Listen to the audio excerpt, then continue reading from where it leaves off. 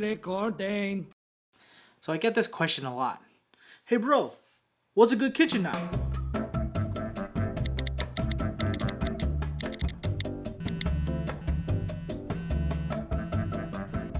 Hey, Carl, what's good, man? Kitchen knife. Which one? It's hard for me to answer this question because knives are such a personal tool. There's no one size fits all to kitchen knives. I don't know how you like to hold a knife because that matters. Like, what's comfortable to you when you're holding a kitchen knife? Also, I don't know the motion of your ocean when you're cutting all the food that you're cooking. The best advice I can give you is that you should really try and visit your local knife shop and test these knives out if you're able to. I've never bought a knife online because I believe strongly in testing or trying the knife first. I know not everyone can go to Japan to search for a knife, but nothing has ever topped my Japanese knife shopping experience. Short of going to Japan, you can contact your local knife shop and see if you can try out some knives, or at least feel the handle and the weight of the knife in your hand. See, here in the Bay Area, I really enjoy Bernal Cutlery in San Francisco and Perfect Edge in San Mateo. But if you do find yourself in Japan, check out Tower Knives and Jiko Cutlery in Osaka, as well as heading down to Sakai City, known for making Japanese knives.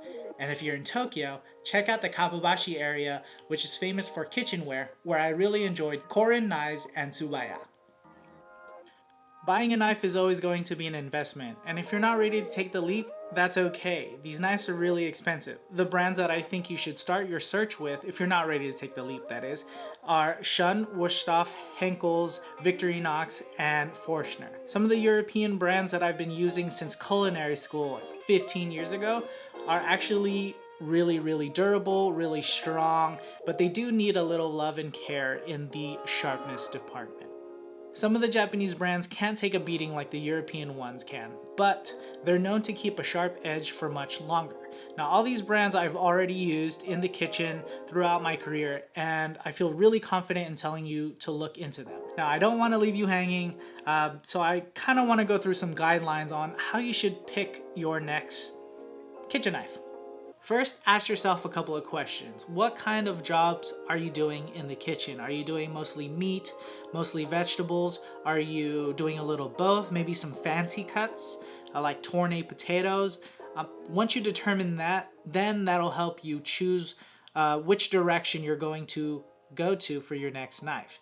Number one thing though is to avoid knife sets. You think you're getting a bargain because you're getting a crap ton of knives, but you end up not using over half of those knives because they're one job kind of things and you honestly never do those jobs. So I would put the money somewhere else, maybe build a collection of knives out of 2 or 3 from the list that I'm about to give you. The first knife you should look into is a 7 to 10 inch chef's knife. That can include the Gyoto, Santoku, Nikiri, or your common European chef's knife. Now to go even further, some knives do better with a certain style of cutting. Generally, the blade shape will tell you what kind of cut it's made for. Those with more curved shape are good if you tend to rock slice or rock chop, where those with a flatter blade profile are good with push and pull slicing. The length really is preference. Some prefer a very long knife as it can tackle really hefty jobs like harder vegetables. I prefer more on the middle length to shorter length chef's knife as it's easier to control for me. The next thing to consider is the material your knife would be made out of. Without getting into crazy detail, if you want something easy to maintain and not worry about rusting, then stainless steel is your best friend.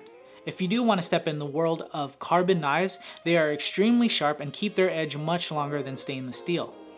There are different levels of carbon steel, and maybe we can do another video on that, but simply if you can take care of a cast iron pan, then you can take care of a carbon knife. Where it gets incredibly personal is the handle. There are Japanese style and Western style handles. The majority of my career I have used a Western style handle, but I do find most Western style knives to be very back or handle heavy. Japanese handles are lighter and consist of the common octagonal handle or the D-shape handle, which is usually made for right-handers unless you get some kind of custom left-handed D-shape handle. So I tend to find most of the Japanese handle knives to be well balanced and slightly front-heavy, promoting the sharp blade to do the majority of the work. The next knife that I think you should look into is a petty or paring knife. A petty is basically the little brother or sister of your chef's knife, and typically has a longer blade than a paring knife. Both can do pretty much the same job and excel with ingredients a chef knife might just feel way too big to cut with, like certain fruits and vegetables. I use my petty knife just as much as my Gyuto and find that both petty and paring knife do a great job with the little intricate fancy cuts too. The choice between the two would be dependent on the task you're going to do, but most find the extra blade length of the petty to be very useful. So a possible third knife to look into would be the serrated bread knife or a boning knife. They're two completely different knives, I know, but really depends on what you find yourself doing more.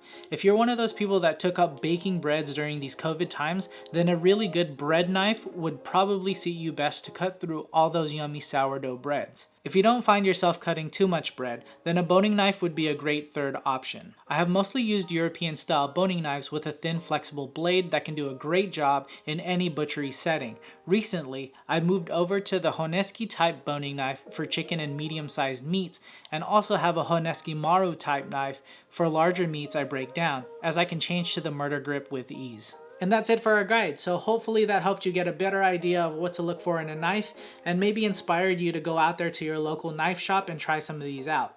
Now, if you haven't already, join us on Scene. We can talk more about knives, which I love. You can even share a picture with us of the knife you're going to get or that you did get. And basically you'll get all our content earlier on Scene than here on YouTube. So the link is in the description to join our home base on Scene. So I hope I see you there. If this video helped you, make sure to give it a like, shoot us a subscribe, and tell your homies about us. You know what I'm saying?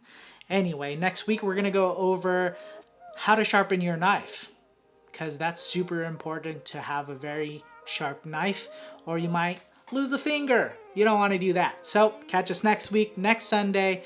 Every Sunday is our cooking stuff. So we'll see you on the next one. I believe strongly in testing out or trying the knife first. Kitchen knives are a next thing. I lost my train of thought. Choo choo. No, just keep it at that. You was good, and you tried to go get an A++ when you already had an A, bruh. Like, you should have just kept it.